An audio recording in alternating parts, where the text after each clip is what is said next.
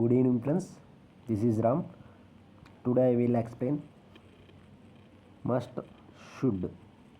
So ఈ must should అనేది మనం ఏ విధంగా వాడచ్చు, మస్ట్ అయినా వాడచ్చు, షుడ్ అయినా వాడచ్చు.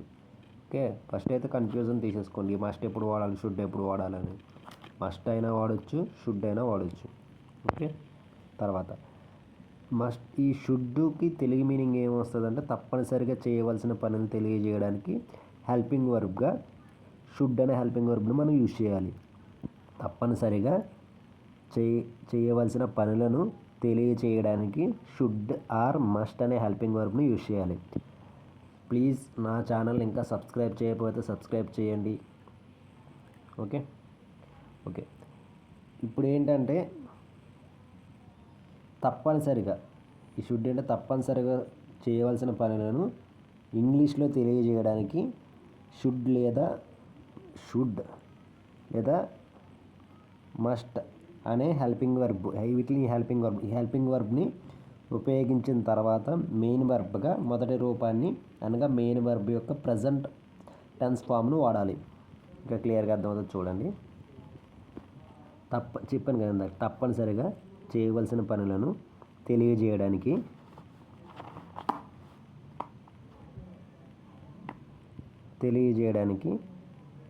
ఇంగ్లీష్లో మస్ట్ లేదా షుడ్ అనే హెల్పింగ్ వర్బ్లను ఉపయోగించాలి. ఓకే, చెప్పాను కదా అక్కడ. తర్వాత మెయిన్ వర్బ్ ఉంటుంది. ఆ మెయిన్ వర్బ్గా ఏంటంటే V1 యూజ్ చేయాలండి. ఫర్ ఎగ్జాంపుల్ V1 మొదటి రూపైన V1 యూజ్ చేయాలి. ఈ V1 ఏంటి అని అనుకోకండి. ఫర్ ఎగ్జాంపుల్ ఒక్కసారి గో, వెంట్, గాన్ ఉందా. గో అనేది V1, ఓకే, వెంట అనేది V2, గాన్ అనేది V3. ఇలాగా ఈ షుడ్ అనే హెల్పింగ్ వర్బ్ యూజ్ చేసిన తర్వాత మెయిన్ వర్బ్గా V1 యూజ్ చేయాలి. V1 అంటే ఏంటి, గో. ఓకే, క్లియరా. నెక్స్ట్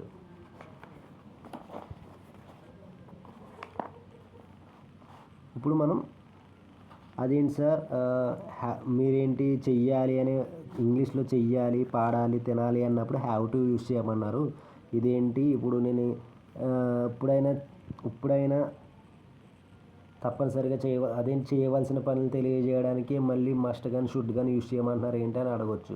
సో ఇది ఎప్పుడు మస్ట్ అనేది ఎప్పుడు యూజ్ చేయాలి, మస్ట్ ఆర్ షుడ్ అనేది ఎప్పుడు యూజ్ చేయాలి, హ్యావ్ టు అనేది ఎప్పుడు యూజ్ చేయాలని ఇప్పుడు బ్రీఫ్గా నేను ఎగ్జాంపుల్తో మీకు ఎక్స్ప్లెయిన్ చేస్తాను. ఓకేనా.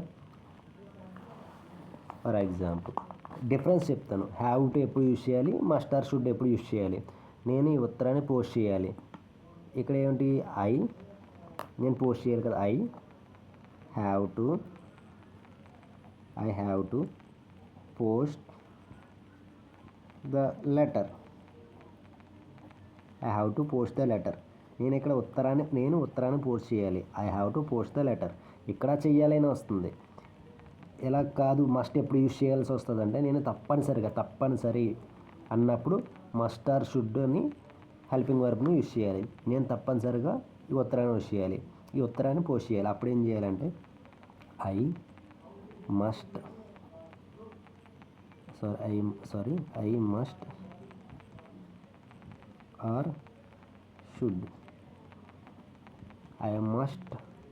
Are should post the letter. Okay, అర్థమైందా. నేను ఉత్తరాన్ని పోస్ట్ చేయాలి, లీ అని వచ్చింది. I have to post the letter. అలా కాకుండా నేను తప్పనిసరిగా ఈ ఉత్తరాన్ని పోస్ట్ చేయాలి. I must or should post this. I should అనుకుందాం. I should post this letter. Next ఇంకొక ఎగ్జాంపుల్ చెప్తాను. నేను ఈ పనిని పూర్తి చేయాలి. ఇక్కడ ఏమైనా నొక్కి చెప్తున్నావు, తప్పనిసరి అంటున్నామా, అనడం లేదు కదా. సో అప్పుడు ఏం చేయాలి, నేను ఈ పని పూర్తి చేయాలి. I have to complete this work. Complete this work. అలా కాకుండా నేను ఈరోజు ఈ పనిని తప్పకుండా పూర్తి చేయాలి. ఇక్కడ తప్పకుండా వచ్చింది, ఇక్కడేమో పూర్తి చేయాలి, జస్ట్ నొక్కి చెప్పట్లేదు. డిఫరెన్స్ అర్థమవుతుంది కదా. ఈ పనిని పూర్తి చేయాలన్నప్పుడు మనం హ్యావ్ టు అనే హెల్పింగ్ వర్బ్ని యూజ్ చేయాలి. అలా కానీ తప్పనిసరిగా అన్నప్పుడు మస్ట్ ఆర్ షుడ్ అనే హెల్పింగ్ వర్బ్ని యూజ్ చేసి చెప్పాలి.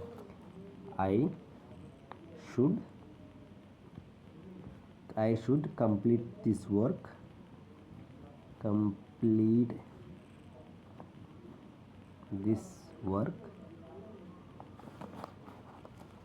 దిస్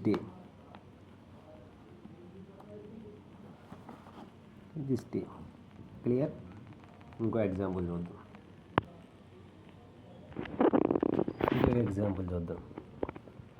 ఇప్పుడు ఆమె అక్కడికి వెళ్ళాలి. ఇక్కడ ఏమన్నా ఆమె వెళ్ళాలి, అక్కడికి వెళ్ళాలి. షీ హ్యాజ్, సింగులర్ కాబట్టి షీ హ్యాజ్ టు గో. ఇది నొక్కి చెప్పలేదు. ఆమె అక్కడికి వెళ్ళాలంటే షీ హ్యాస్ టు గో. ఆమె తప్పనిసరిగా అక్కడికి వెళ్ళాలంటే she must go. She must go there. She must go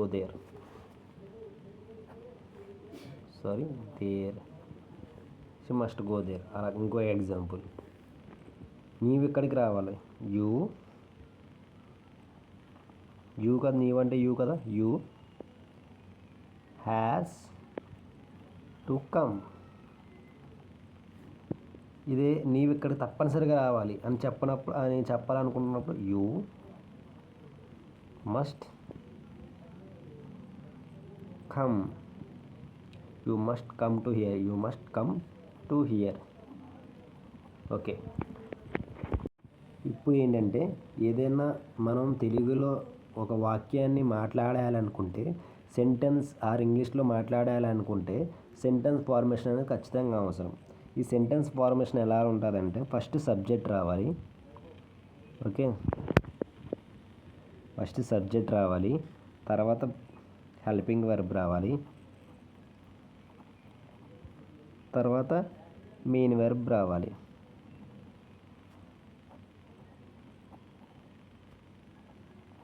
క్లియర్గా రాస్తాను. సబ్జెక్ట్ రావాలి, తర్వాత హెల్పింగ్ వర్బ్ రావాలి,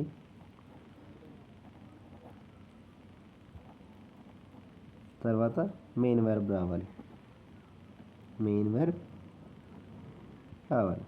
తర్వాత ఎక్స్ట్రా వర్డ్ ఏదో ఒకటి. ఓకే.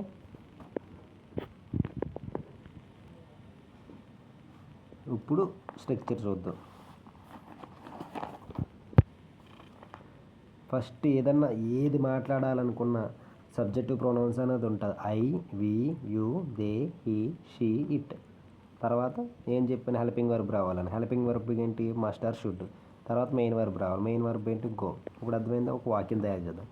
నేను మాట్లాడాలి అన్నప్పుడు నేను తప్పకుండా మాట్లాడాలి. మాట్లాడాలి అంటే హెల్పింగ్ వర్బ్ ఏం రావాలి? తప్పకుండా. కాబట్టి ఐ షుడ్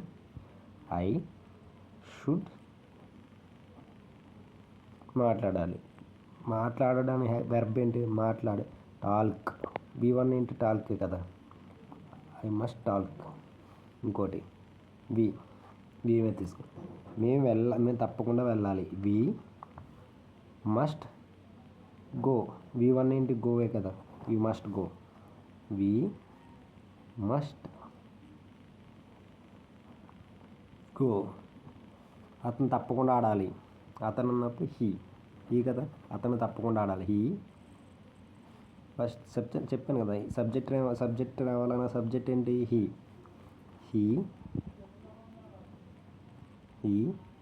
హెల్పింగ్ వర్బ్ రావాలి కదా. Helping verb must. He must ఆడాలి కదా. ఆడుట ప్లే. వెర్బ్ ఏంటి? V1 ఏంటి? ప్లేడ్. V1 ఏమొచ్చింది? ప్లే కదా. Play. He must play. Clear. మేము ఆడుకోవాలి. అయిపోయింది. అతడు తినాలి. ఇప్పుడు ఫర్ ఎగ్జాంపుల్ ఇక్కడ ఎగ్జాంపుల్ చెప్తాం. నేను తప్పనిసరిగా రావాలి. I must come. తర్వాత మేము తప్పనిసరిగా పూజ చేయాలి. మేమంటే వి కదా. We must complete. నెక్స్ట్ అతడు తప్పనిసరిగా మారాలి. హీ మస్ట్ తప్పనిసరి అన్నప్పుడు must, he must MUST must, he must change, V1 రావాలి కదా, చేంజ్, హీ మస్ట్ చేంజ్. తర్వాత ఆమె తప్పనిసరిగా ఉండాలి. She must be here, next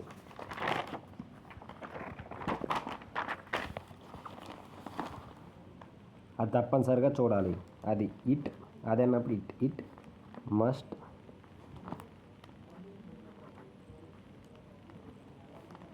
he must see, ఓకేనా, హీ మస్ట్ సీ. అతడు తప్పనిసరిగా కొనాలి. తప్పనిసరి అన్నప్పుడు హెల్పింగ్ వర్బ్ మస్ట్, తప్పనిసరిగా కొనాలి. He must by,